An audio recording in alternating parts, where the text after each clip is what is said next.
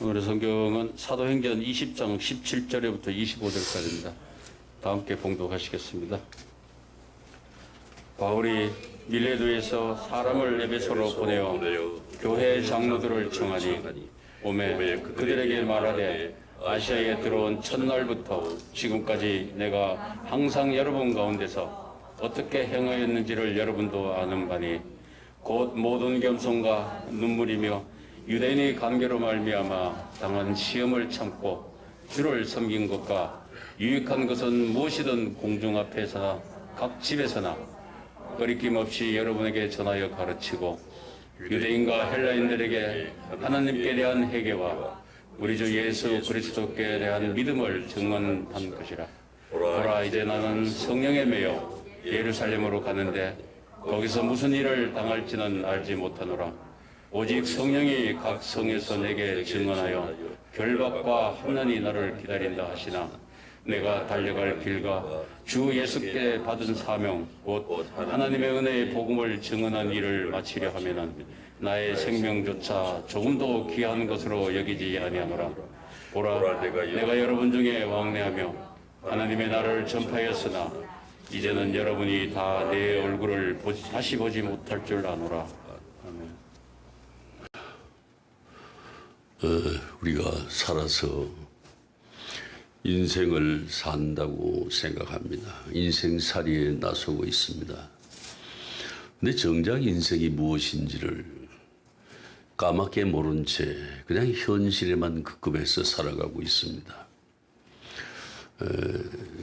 모두 저를 따라 해주시기 바랍니다. 삶은 고해다. 큰 소리로 삶은 고해다. 삶은 고통의 바다다. 사는 것은 왜 고통의 바다일까요? 생명이 살아있기 위해서는 대단히 노력을 해야 됩니다. 움직여야 됩니다. 그리고 살아가기 위해서는 앞에 있는 수많은 문제와 어려움들이란 이 정글을 뚫고 나가기에는 힘이 필요합니다. 지혜가 필요합니다. 그리고 용기가 필요한 것이죠. 그래서 부단히 움직이는 것이에요. 몸과 마음을. 그렇게 살아야 될 존재가 바로 인간들이라는 겁니다. 이 고통의 바다 얼마나 고통스럽습니까? 얼마나 많은 문제들이 있어요. 교회는 바로 교회 밖에서의 삶보다도 교회 안에 들어오게 되면은 특히나 영적인 힘과 생명을 그리고 용기를 지혜를 충전해 주는 것이 교회다. 여러분 교회에 와서 안식을 하고 쉬고 격려받고 위로받을 생각하지 마세요. 교회는 한마디로 말해서 도전입니다. 도전. 도전을 주는 거예요. 우리로 하여금 보다 더 진취적이고 보다 더 역동적이고 보다 더 힘차게 보다 용기 있게 보다 지혜롭게 살기 위해서 우리를 무장시켜 주는 것이 바로 교회란 것이죠. 이것을 깨닫지 않으면은 교회 생활 아무리 해봐야 소용없습니다. 그리고 인생을 100살을 살고 200살을 살아도 소용이 없는 거예요. 고통의 바다라고 한 이유를 우리는 제가 방금 말씀드린 그것에서 찾으시기를 바랍니다. 언제 깨닫느냐, 참 무엇인지를 깨닫는다는 것 참 중요합니다. 인생에 대해서 깨달음이라고 하는 것은 경험을 해야 됩니다. 경험에는 직접 경험이 있고 간접 경험이 있습니다. 직접 경험은 내가 몸으로 부딪히는 것이고 간접 경험은 오늘처럼 이 생명의 말씀을 받고 무수한 예화가 성경 속에 담겨 있습니다. 무수히 많은 다른 다양한 사람들의 삶이 성경에 있단 말이죠. 그것을 내 삶으로 그들이 바라보는 세계를 내가 바라보는 세계로 바꾸어서 살아가라는 말씀이에요. 그것은 경험을 해야 된다. 우리는 육신을 입고 있기 때문에 육신의 경험이 중요한 것입니다. 그러면 육신이 나이를 많이 먹어야 된다. 이 나이를 1살, 2살 먹어가면서 이 경험이 한 겹, 두 겹 쌓이면서 이 경험을 통해서 깨닫게 되는 것이 대단히 소중한 것이다. 나이가 든다는 것은, 나이듦이라고 하는 것은, 이것은 내 생명의 쇠퇴가 아닙니다. 생명이 꺼져가는 것도 아니에요. 이 나이 든다고 하는 것은 항상 새롭고 진정한 인생의 시작이라는 그 시작점을 만들어주는 것이다. 이 나이듦의 소중함이 우리는 너무나 소홀하게 생각하고 있다는 것이죠. 그래서 나이는 여러분 잘 들으세요. 하나님의 은혜라고 그럽니다. 따라합시다. 나이는 하나님의 은혜다. 하나님의 은혜예요. 나이를 먹는다는 것은 1차적으로 살아있지 않습니까? 살아있으면서 나이를 많이 먹는다 그런 것은 많은 경험을 축적하는 것이고 그 경험을 축적하는 것이 인생을 온전히 살기 위한 준비라는 것이죠. 얼마나 소중합니까, 여러분? 살아있다는 것 이상으로 소중하다, 그 의미가. 그 축복이라고 그럽니다. 그리고 은혜라고 그럽니다. 이 나이라고 하는 것은 인생이 무엇인지를 알게 됩니다. 참된 가치가 무엇인지를, 그 의미를 깨닫게 해주기 때문에 나이는 결론적으로 생명이자 하나님의 은혜인 것입니다. 그래서 인생은 나이 들어감에 따라서 점점 더 원숙의 경지에, 성숙의 경지에 이르게 되는 것이죠. 단순한 얘기로 나이를 먹어가면서 세상의 부귀영화가 얼마나 헛된 것인가를 깨닫게 해주지 않습니까? 그 다음에 특별히 우리 믿는 사람들은 나이를 먹어가면서 믿음을 통해서 하나님은 구원의 하나님이시다. 그리고 하나님은 생명이라는 그런 진리도 알게 해주지 않느냐, 이런 얘기예요. 이 나이를 먹으면은 확실한 것이 있어요. 젊었을 때보다 훨씬 더 철이 든다는 거예요. 그냥 가만히 내버려둬도 나이를 들면은 젊을 때보다 철이 든다. 그래서 철의 정점을 60이라고 했지 않습니까? 그래서 환갑이라고 그랬어요. 그래서 개망난이 보고 그럽니다. 너는 환갑 전에 철들기 글렀다고. 미숙한 사람을 보고 말하는 것이죠. 여러분 아마 김영석 교수님 여러분 잘 아실 거예요. 100살이 넘었어요. 이 사람이 깨달은 게 있어요. 사랑이 있는 고생이라고 이분이 표현을 해요. 이것이 뭐냐 하면은 그 고생은 고생인데 고생 속에 사랑이라고 하는 파운데이션이 있었다. 사랑하기 때문에 하는 고생이다. 이게 행복이었다고. 이것을 깨닫는데 90년 성상이 걸렸다는 거예요.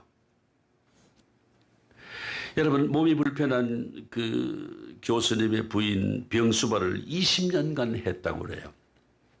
그렇게 고생했던 일을 떠올리면서 깨닫습니다. 그 고생은 사랑이 있었기 때문에 내가 감당할 수가 있었고 그래서 나는 행복했구나라고 90년을 살고 나서 깨닫게 됐다.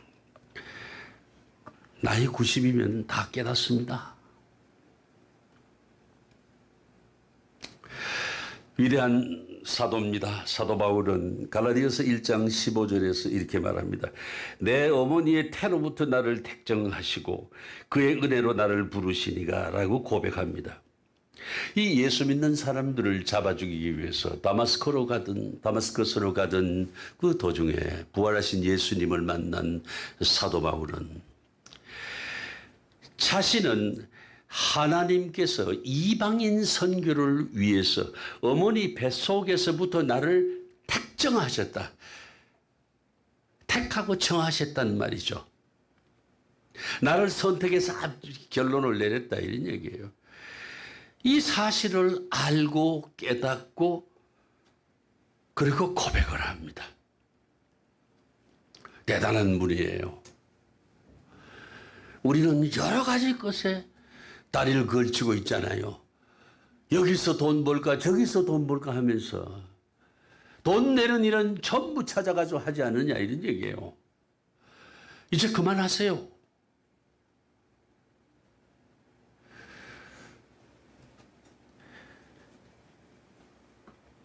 그래서 사도 바울은 그 후에 이방인에게 복음을 전하기 위해서 일생 동안 갖은 핍박과 고통과 죽음을 무릅쓰고 똑바로 직선주행의 인생을 살았다는 것입니다. 견눈질도 한 번 안 하고 목표를 향해서 똑바로 곧바로 직선으로 살았다는 거예요.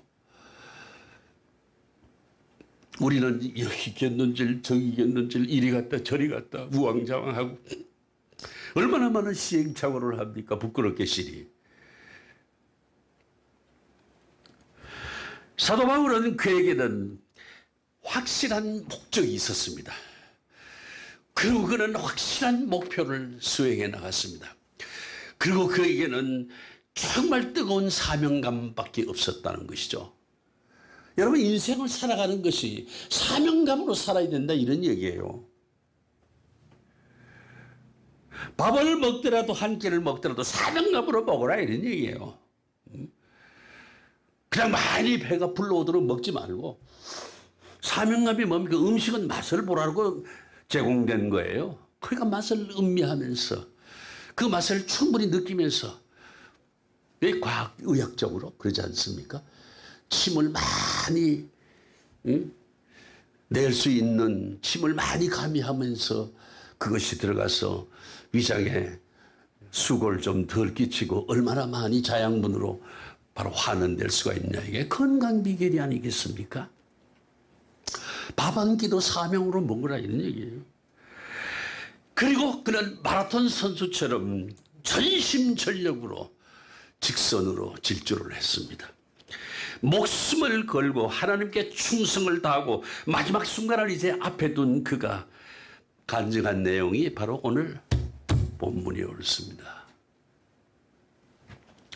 사명자로서 성공적인 인생을 살아온 그의 일생이기 때문에 더욱 이 값진 고백이 아닐 수 없다는 말씀이에요. 여러분, 세계 경제학의 아버지로 불리는 피터 드러커가 그가 쓴 마지막 한 40분 이상의 책을 썼습니다만 그가 마지막에 쓴 것이 뭐냐 하면 The Effective Executive라고 하는, 근데 우리말로는 자기경영 노트라고 이렇게 번역을 했습니다. 여기에서 기업 경영의 성공의 비결을 알파벳 P로 시작되는 단어 3개를 그 비결로 제시했어요. 첫째가 뭐냐? P, Purpose, 목적이에요. 뚜렷한 목적을 세우고, 그 다음 두 번째는 P, Priority, 우선순위예요. 무엇을 먼저, 무엇을 주기, 무엇을 하나를 내가 가지고 씨름할까. 그 다음에 세 번째 P, 패션입니다. 패션, 열정입니다. 열정. 최선을 다하고 뜨거운 열정을 불러넣어야 되는 것입니다. 이 성공 비결은 기업 경영에만 국한되는 것이 아니고 인생 경영에도 적용이 됩니다. 그래서 성공적인 인생을 살기 위해서 아주 중요한 비결로 평가를 받고 있습니다. 따라합시다. 목적, 우선순위, 열정. 이거 하면 뭐 하신지 알죠? 자, 이거. 목적. 자, 이거. 욕하는 것 같네. 두 번. 그 다음에 세 번째. 패션, 열정. 자, 큰 소리로 시작.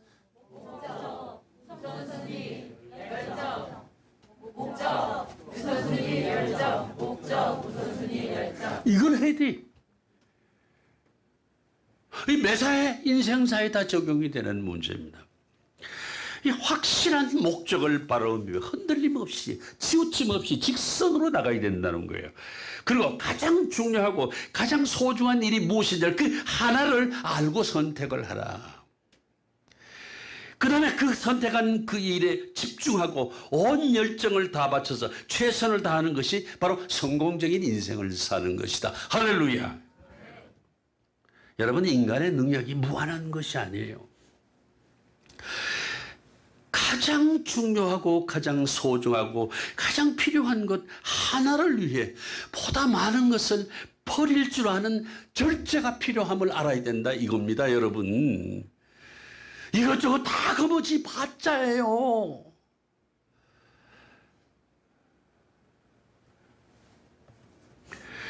이 자기 단순화가 무엇보다도 필요한 것이라 이런 얘기예요. 능력을 한 곳에 모아야 그 한 가지를 극대화할 수 있는 것이다 이런 얘기입니다. 사도 바울은 복음 전파, 특히 이방인의 복음 전파를 위해서 그 이방인을 선택했습니다. 그 대상으로. 그 대상을 아주 단순화시켰습니다. 이방인 선교를 위해서 모든 세상적인 일들을 다 버리고 마라톤 선수처럼 옆도 안 돌아보고 직선으로 이제 결승점을 앞에 두고 있다는 것이죠. 얼마나 성공적인 삶이겠습니까, 여러분? 이 삶을 닮아가기를 여러분 주의 이름으로 축원드립니다. 자기 자신이 서 있는 현 주소를 이제 알았습니다. 아, 결승점이 저기 있구나. 이제 여기서 저까지 조금 남았구나.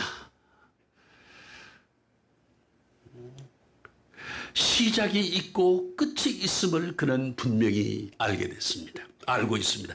인생의 한계를 알고 그 한계를 인정하고 죽을 날 있음을 알고 떠나야 할 시간이 있음을 그는 명백하게 알았단 말이죠. 분명하게 알았어요.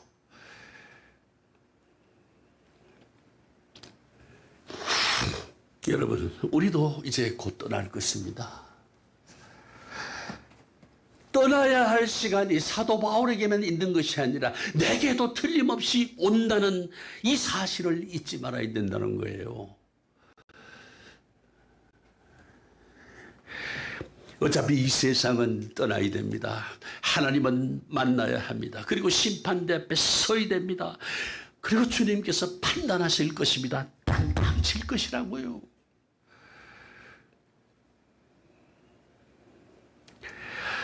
이 세상, 우리의 육신의 시간은 이 생의 생명의 시간 얼마 남지 않았음을 우리가 명심해야 된다. 잊어서는 안 됩니다. 사도 바울처럼 늘 기쁜 마음으로 주님 만나는 그런 기쁜 마음, 행복한 마음으로 아멘 주시오 어서 오시옵소서, 이 마라나타 신앙을 우리도 잊지 말고 늘 입으로 외고 마음으로 생각하면서 살아야 됩니다. 이방인 선교를 위해서 이 하나님의 택정하심을 받았다고 하는 이 사도 바울은 말할 수 없는 고난과 고통과 핍박을 받았습니다. 감옥에 들어가서 수차례 배를 맞고, 여러분, 심지어는 동정인 유대인들한테 심하게 두들겨 맞고 멍석마리를 당하고 성문 밖에 내던져집니다. 얼마나 억울하고 분하고 고통스러웠겠습니까? 고린도후서 1장 9절에 사도 바울은 이렇게 말합니다. 내가 사형선고를 받은 줄 알았노라.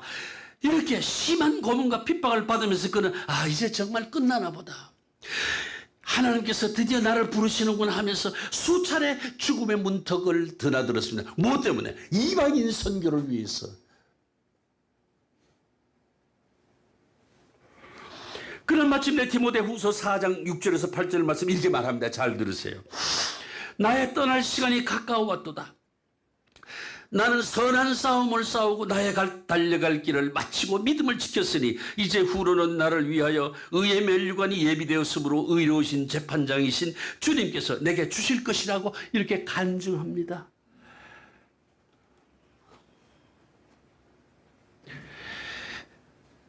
사도 바울은 그렇게 사명을 위해서 믿음을 지켰고 일생을 다 바쳐서 내가 할 일은 여기까지입니다. 라고 고백을 합니다.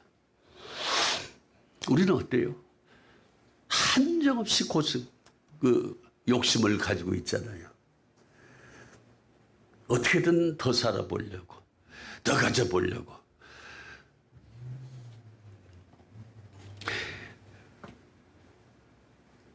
끝을 아는 것이 얼마나 소중하고 중요한 것이냐 하는 거예요.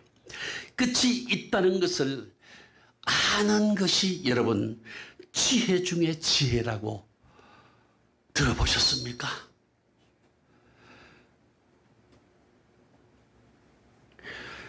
여러분 젊은 나이에 전 세계 4분의 1을 정복한 알렉산더 대왕은 30살에 병이 걸려 죽었어요. 근데 그가 페르시아 원정 때 그 페르시아 왕이 아주 화롭게 사는 이 고레스라고 하는 왕이 있어요. 그 왕의 무덤에 가서 비석을 만지면서 그는 그렇게 얘기를 했습니다. 인생이 아무리 한때 부귀영화를 누렸어도 결국은 이 한 개의 작은 무덤밖에는 남기는 것이 없으니 인생이 너무 허무하구나 라고서 펑펑 울었다고 그래요.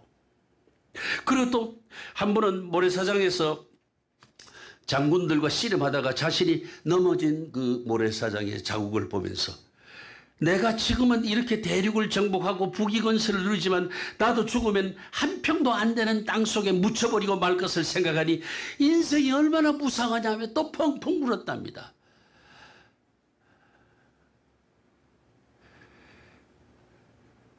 알렉산더의 세계 정벌기를 보면 이 대목이 나와 있습니다.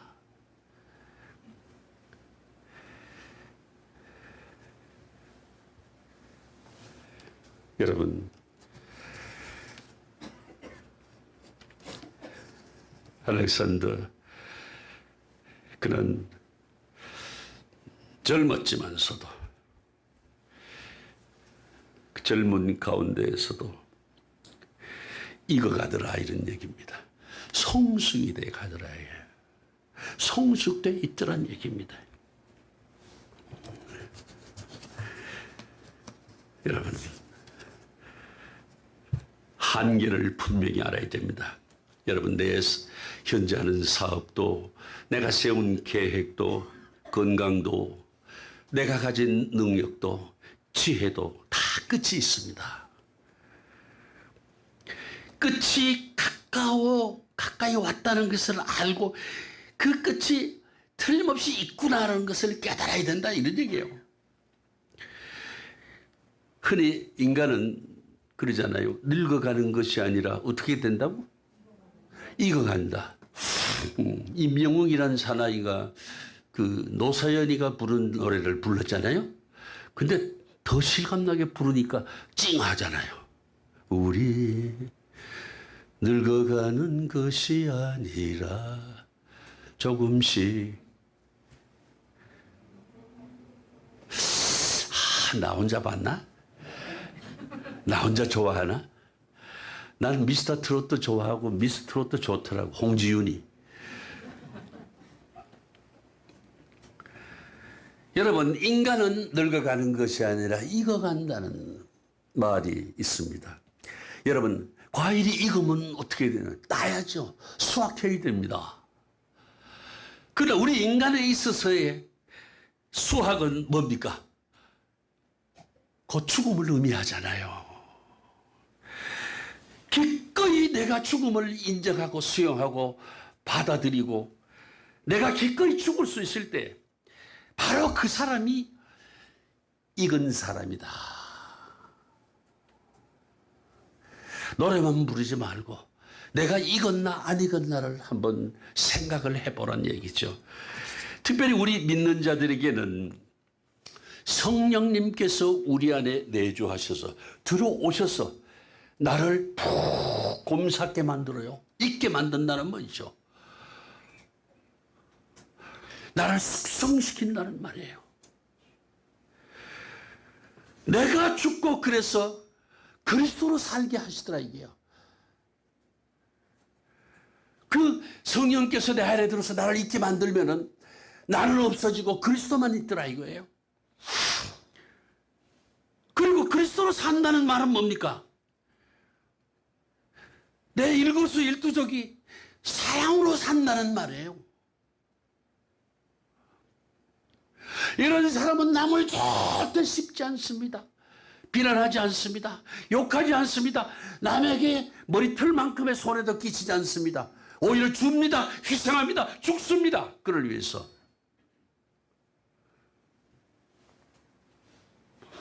이 세상에서 익어가는 모든 사람은 이렇게 생각해요. 죽음 위에 무엇이 남을까? 그 삶의 가치가 무엇일까? 라는 명제 앞에서 오직 사랑뿐임을 알게 된다 이거예요. 왜요? 성령이 내 안에 들어오셔서 나를 사랑의 사람으로 만드니까, 그리스도로 닮아가게 만드니까요. 남는 게 뭐예요? 돈이에요? 집이에요? 부동산? 사랑밖에 없다는 말이에요. 여러분, 끝이 있음을 알고 최악의 끝을 준비하고 내가 익어감을 깨달아야 된다. 내가 크리스찬인데 내가 지금 사랑으로 살고 있는지, 사랑을 내 인생의 최고 가치로 여기고 있는지를 한번 자기 점검을 해봐야 된다. 여러분, 사도 바울은 오늘 본문에서 나의 떠날 기약이 가까이 옴을 알고 이제 남은 얼마간의 마지막 기회가 내게 있다는 것을 알고 있습니다. 그리고 그 마지막 시간에 할 일이 있다고 말씀합니다. 이 사명의 마무리가 아직 덜 됐다 이거예요. 내가 할 일이 아직 덜 끝났다.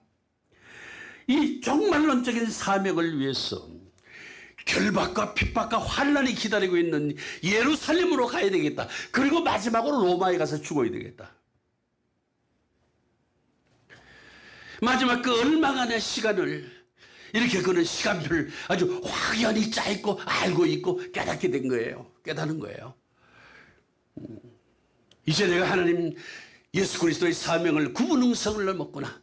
앞으로 한 10%가 남았구나. 이거예요. 이 10%를 감당하기 위해서 결박과 환난과 핍박이 기다리고 있는 그 예루살렘 그 구렁텅이로 내가 들어가야지. 그리고 거기 갔다 로마에 가서 죽어야지. 이겁니다, 여러분. 이렇게 결연한 의지. 이럴 수 있어요, 여러분.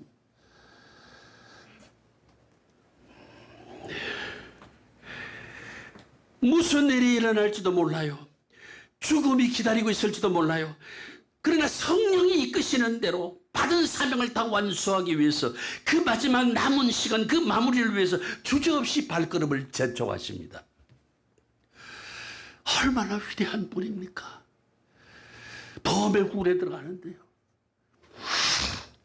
여러분, 우리에게도 아직 남은 시간, 얼마간의 남은 건강이 있지 않아요. 그리고 남은 지혜도 있고 남은 능력이 있습니다. 할렐루야. 할렐루야. 이제는 이 모든 것을 하나도 남기지 말고 다 쏟고 다 소진시키고 불태워야 된다, 이런 얘기입니다. 마지막 스팟들을 해라 이렇게. 아직도 남아있는 얼마간의 시간이 있습니다. 우린 이것을 하나님께 감사해야 됩니다. 그리고 이 시간을 하나님 말씀대로 지혜롭게 써야 됩니다. 어영부영하다가 죽지 말란 말이에요. 사도 바울은 확실하게 남은 시간, 남은 여정을 계획하고 마지막 남은 사명을 마치기 위해서 길을 재촉합니다. 오늘 본문 24절에서 사도 바울의 아주 결연한 의지를 우리가 엿볼 수가 있다. 봉독하실까요? 시작.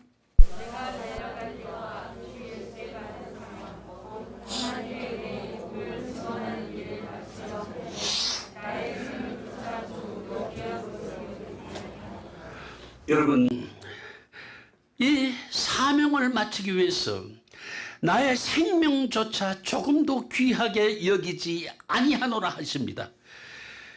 이 사도 바울의 생명이라고 하는 것에 대한 가치관을 우리가 엿볼 수가 있잖아요. 여러분, 우리는 이 생명의 가치에 대해서 정말 늘 깊이 생각해야 됩니다. 이 생명의 가치를 우리가 이때까지 잘못했다면 지금부터는 이렇게 살지 말아야 되겠다, 다시 평가해야 된다, 이런 얘기예요.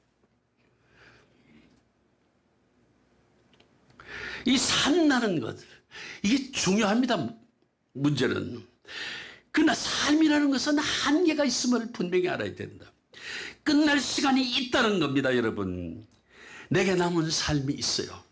여러분, 남은 삶이 단순히 내가 좀 더 오래 살고 좀 더 사는 거로 생각해서는 오산이다, 이런 얘기입니다. 어떻게 사느냐? 어떻게 사느냐? 그 남은 시간을 어떻게 짜임새 있고 밀도 있게 살아야 되느냐? 그리고 가치 있게 의미 있게 살아야 되느냐? 이것이 중요한 것입니다, 여러분. 생명보다 더 귀한 것이 있음을 우리가 알아야 된다, 이런 얘기예요. 사도 바울처럼 생명보다 더 귀한 가치, 생명을 조금 더 귀한 것으로 여기지 않는 가치, 그것이 무엇일까요? 잠언 22장 1절에 많은 재물보다 명예를 선택할 것이요 은이라 금보다 은총을 택할 것이니라, 이런 말씀이 있어요. 여러분, 명예는 재물의 가치보다 훨씬 크고 소중합니다. 여러분, 고대 그리스의 시인인 호메로스가 그 위대한 서사시 있잖아요. 트로이 전쟁을 다룬 그런 내용인데, 호메로스라고 하는, 일리아스라고 하는 그 서사시, 장편 서사시, 그 작품에서 이런 얘기를 합니다. 한마디로, 명예는 인간 존엄에 대한 중요한 덕목이다. 존엄한 인생이, 존엄한 인간의 길을 평가받기 위해서는 내가 명예로워야 된다, 이런 얘기입니다.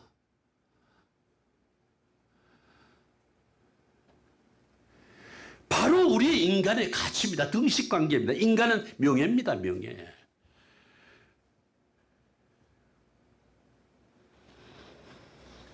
이 명예로운 삶은 간단해요. 따라합시다. 기본과 기준에 따라 살며 자기 자신에게 부끄러움이 없는 삶. 그럴 때 이루어지는 거예요. 명예가 생기는 거예요. 얼마나 쉬워요. 그런데 우리나라 사람들 그렇지 않잖아요. 기본과 기준 무시합니다. 자기 멋대로 해요.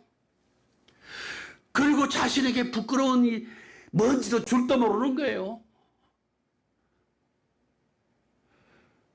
물질을 따라 사는 삶의 결말인 것입니다, 여러분. 이 만인을 이롭게 하는, 그 다음에 덕을 존중하는 삶이다, 이렇게 정의를 짓고 있습니다. 나를 이롭게 하는 것이 아니라 만인을 이롭게 하는 것. 우리 한길 성전의 목표가 뭡니까? 따라합시다. 가까운 이웃과 지역사회에 유익을 끼치는 신앙 공동체다. 이거 좀 외우세요. 여기 주보에 없나? 네? 주보에 안 써놨나, 이게? 개판이네. 도구판이네. 이거 캐치프레이즈를 써놔야지. 여러분, 옛말에 이런 말이 있잖아요. 호사 유피고 인사 유명이다. 이게 뭐죠? 호랑이는 죽어서 가죽을 남기고 사람은 죽어서 이름을 남긴다. 여러분, 사람은 명예로운 삶을 살아서 빛나는 이름을 남겨야 한다는 말이 아닙니까? 따라합시다. 호사유피, 인사유명. 이거 하나쯤 알아야지. 그래야 애들한테 재지. 인생은 말이야, 호사유피 하고 인생 유명해야 돼. 다 이렇게 한마디 해야지. 이 그리스도인의 최우선 과제가 뭡니까? 이 세상은 혼돈에 빠지고 아주 망가져 버렸어요. 이 망가져버린 이 세상에 예수 그리스도를 온전히 대변하는 것이다. 바로 그것을 사명으로 하는 사람들이 뭐냐? 그리스도인이다. 나다, 이거예요. 자, 즉 예수님은 어떤 분이냐? 자, 정직하시며, 따라합시다. 정직하시며, 친절하시며, 충성스러우시며, 명예로운 분이시다. 이분을 대변하려면 뭡니까? 내가 예수님처럼 나도 정직하고 나도 친절하고 나도 충성스럽고 나도 명예롭게 살아야 되지 않겠냐 이거예요.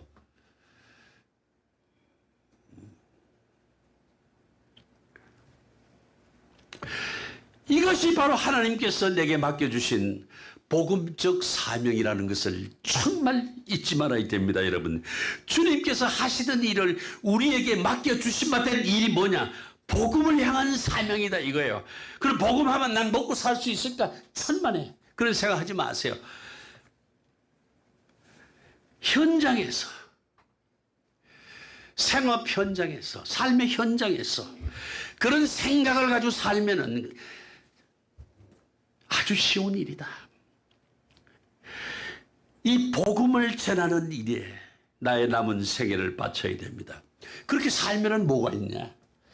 바로 내 삶에 나의 유익이 있고 내 삶에 보람이 있고 내 삶이 영광이 되고 내 삶의 명예가 된다. 이런 얘기 한번 살아보라고요. 그렇게.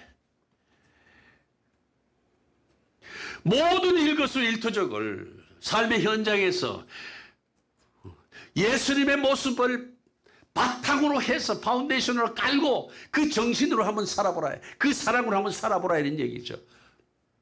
그러면 공부하는 사람은 공부가 극대화됩니다. 돈벌이 하는 사람은 돈벌이가 극대화됩니다. 학자들은 극대화됩니다. 그 공부가. 운동선수는 기록이 극대화됩니다. 한번 그렇게 살아보시라는 말이죠. 우리가 삶의 현장에 예수 그리스도의 그 정신을 더하게 되면 모든 것이 극대화된다. 아주 클레럽을 하게 된다.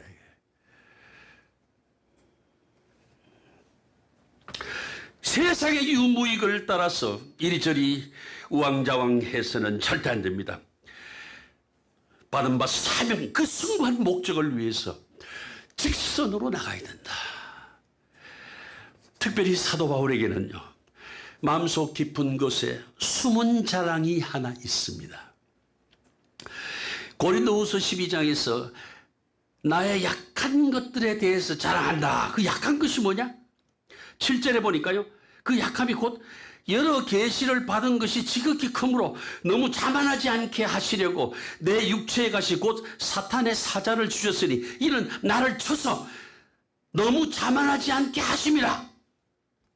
자만이 뭡니까? 교만이잖아요.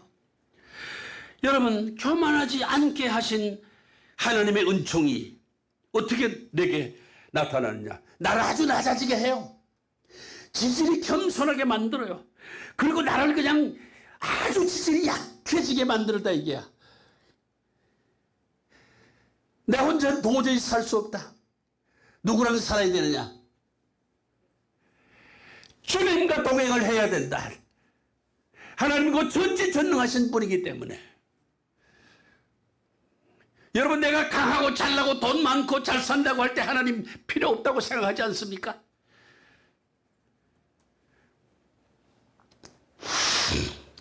바로 이것이 사도 바울의 숨겨진 자랑, 바로 교만하지 않는 지극히 겸손한 자의 변입니다. 사도 바울은 고린도전서 9장 15절에서 이렇게 말씀합니다. 내가 차라리 죽을지언정 누구든지 내 자랑하는 것을 헛된 대로 돌리지 못하게 하리라. 내 자랑이 뭡니까? 교만하지 않은 것. 내 자랑이 뭡니까? 낮아진 것. 내 자랑이 뭡니까? 약해진 것. 그래서 예수님을 부를 수밖에 없는 그것을 가지고 나는 뭘 하느냐? 이 은총적인 자랑을 그리스도 영광을 위해서 거룩한 구원 사역에 내가 동참하며 살아갈 것이라고 아주 단호하게 말씀하시는 겁니다. 여러분, 능력이 있고 뭐 하면은 사람은 그러지 않잖아요. 조금만 얼굴 반반하면 상대편 이성 꼬시는데 다 조금 잘나면은 그냥 잘난 척하고 찔러거리고 말이야. 그래 살잖아요. 그거를 더 좋은 데 쓸 수 있지 않냐 이거예요. 말을 뒤집은 사도 바울은 내가 하나님 사역에 동참하고 이 일밖에는 하지 못하게 하나님께서 나를 지질이 낮고 낮추고 겸손하고 나를 지질이 약하게 만드셨다 이거예요. 주님 없이 살 수 없도록 만드셨다 이런 얘기입니다. 그것을 하나님이 은총으로 한다 이런 얘기예요. 여러분 만약 누군가 그렇게 다리 한쪽 팔 한쪽 분지를 지고 너는 약해야 돼 이러면 아마 죽일 놈 잡듯 할 거예요. 원수로 생각할 겁니다. 여러분.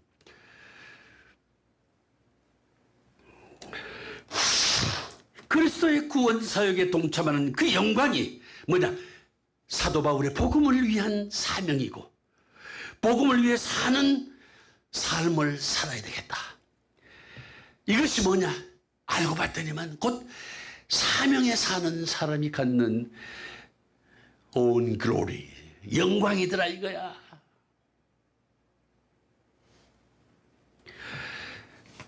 여러분 이런 말이 있어요. 신이더라도 인간의 몸을 입으면 불완전한 존재로 살게 된다. 이게 뭐냐? 신이더라도 인간의 몸을 입으면 불완전한 존재로 산다. 여러분 그리스의 신들이 얼마나 많았어요. 그 중에 제1등 제일 수석 신이 누굽니까? 아는 분? 그 신 이름이 뭐라고? 가장 강한 신 제우스입니다. 제우스. 근데 제우스 신이 인간의 몸을 입고 있잖아요. 근데 이놈은 아주 바람둥이야. 맨날 지정사건에 얽혀가지고 있었어. 맨날 질투하고 시기 질투하고 죽이고 죽고.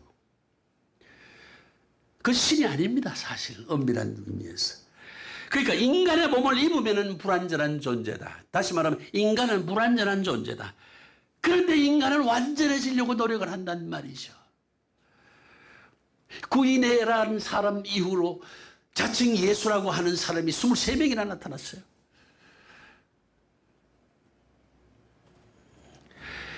이 완전해지려는 욕망에 사로잡혀 삽니다. 그리고 나는 위대한 일을 해야 되겠다면서 이 자기 자신이 가진 욕망을 극대화하고 나중에 손에 얻는 것이 뭐냐? 권력이더라 이거야. 또 천만년 살 것처럼 재물을 모으고 쌓아갑니다. 여러분 미국 사람들을 보니까요. 선진국 사람들은 한 달에 예를 들어서 100만 원 봉급받잖아요. 그럼 30만 원 세금 내요. 그리고 3, 40만 원 가지고 살아요. 그리고 나머지 3, 40만 원 대부분 기부합니다. 그래요? 동양에 한국에 속담이 있잖아요. 황금 흑사심이라고. 돈은 마음을 검게 한다고 그러잖아요. 내가 이 돈 가지고서 마음이 검어지니까 금세 베풀고 기부하고 줘버리는 거예요. 그게 선진국이에요. 자기 죽으면은 자기가 섬기는 교회 앞으로 유산을 남깁니다. 그럼 교회는 꼬박꼬박 적어가지고 어디로 넘기느냐? 학교 재단으로 넘깁니다. 그래서 미국이라는 나라는 전 세계 어떤 어린이들도 다 무상교육을 시켜주지 않습니까? 교회 본질이 교육이에요.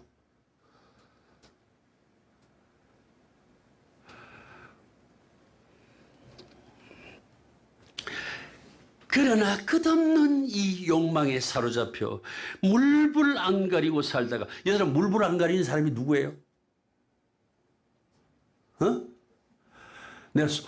내가 이런 분을 폄훼하려고 그런 게 아니고, 물불 안 가리려면 누가 돼? 소방수가 돼야 돼요.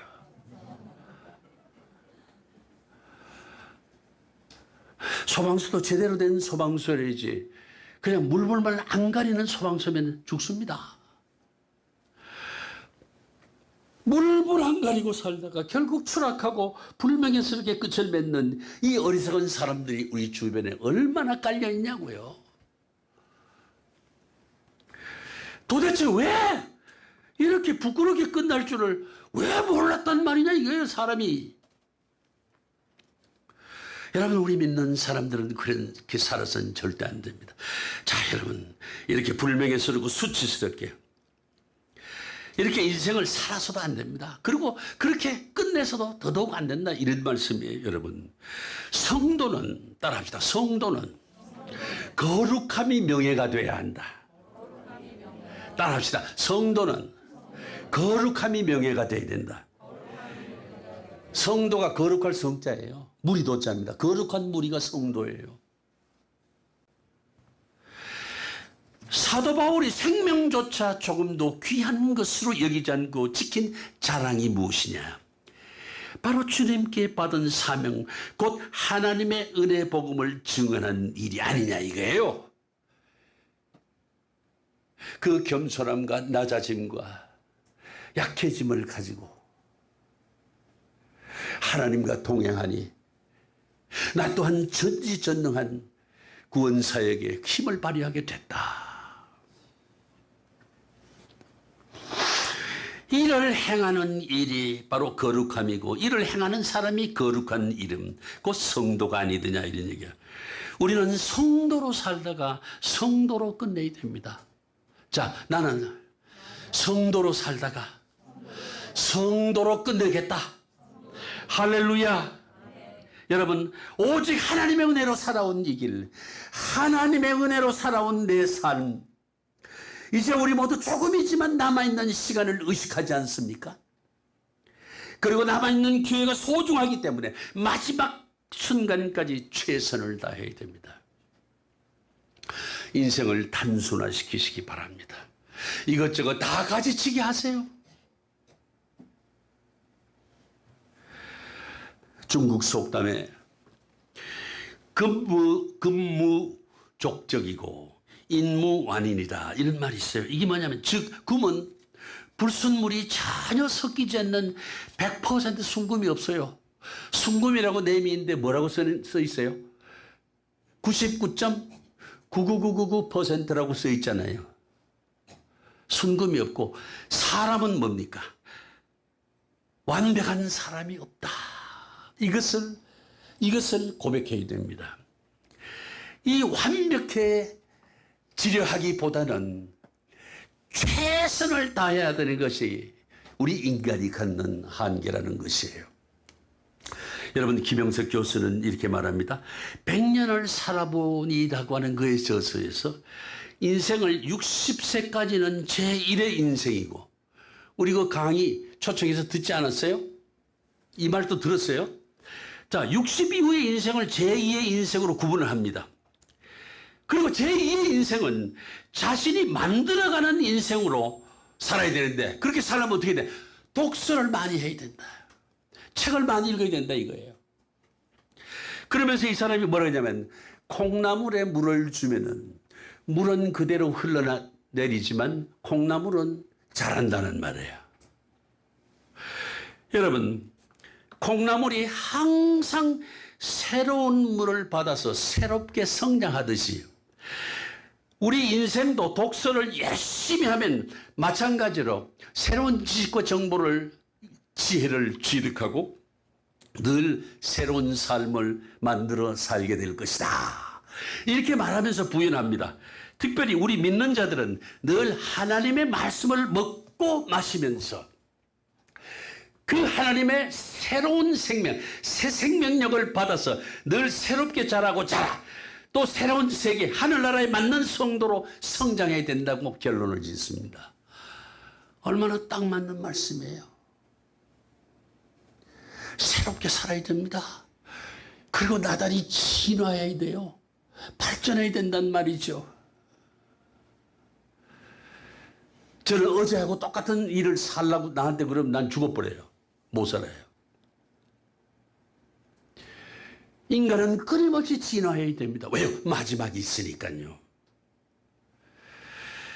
여러분, 이제 코로나 위기가 2년 가까이 진행이 되고 있습니다. 우리 주변에 잠재적인 확진자가 최하 3,000명에서 최고 6,000명까지 있습니다. 우리나라에. 누가 가지고 있는지 모른다는 것이 큰 문제 옳습니다. 자, 이렇게 코로나가 지속되면서 우리가 깨달은 것이 뭡니까? 생명은 무상한 것이로구나. 그리고 동시에 생명이란 것은 대단히 귀하다라고 하는 그 생명의 가치에 대해서도 생각하게 되더란 말이죠. 내가 언제 죽을지 모르니까. 여러분, 지금 우리에게는 죽음의 유예 처분을 받은 것 같은, 여러분 당장 다음 시간에 어떻게 될지도 모르는 예측이 어려운 시간을 살아가고 있지 않냐 이거예요. 그렇기 때문에 생명의 소중함 또한 그 어느 때보다도 더 절실하게 느껴지고, 한순간 하루 한 시간의 삶이 보다 큰 의미의 삶이기를 소망하는 사람들이 늘어났더라는 말이죠. 오늘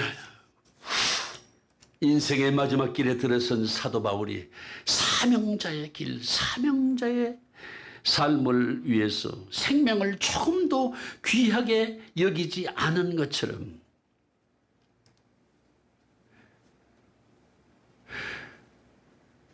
우리도 사명자로서 죽음을 두려워하지 않는다는 이 사도 바울의 고백이 생활 현장에서 우리가 사명자로 살아가야 되겠다라고 하는 우리 모두의 고백이 되기를, 그리고 그러한 영광이 나의 영광이 되고 나의 명예가 될 수 있기를 주님의 이름으로 축원드립니다. 기도하시겠습니다. 고마우신 아버지 하나님, 너무너무 감사합니다. 이제 코로나가 한풀 수고진다는 말도 있습니다. 아버지, 이제까지 지켜주신 것 너무 감사합니다. 정말 감사해서 어찌할 바를 모릅니다. 이제 우리 모두 남은 시간을 절절히 깨닫도록 하겠습니다. 그리고 남은 시간, 숨이 멎는 그 순간, 하나님이 부르시는 그 순간까지 사명자로서 예수 그리스도를 대변하고 증거하는 삶을 살 수 있는 우리 모두가 될 수 있도록 도와주시옵소서. 예수 그리스도 이름으로 기도하옵나이다. 아멘.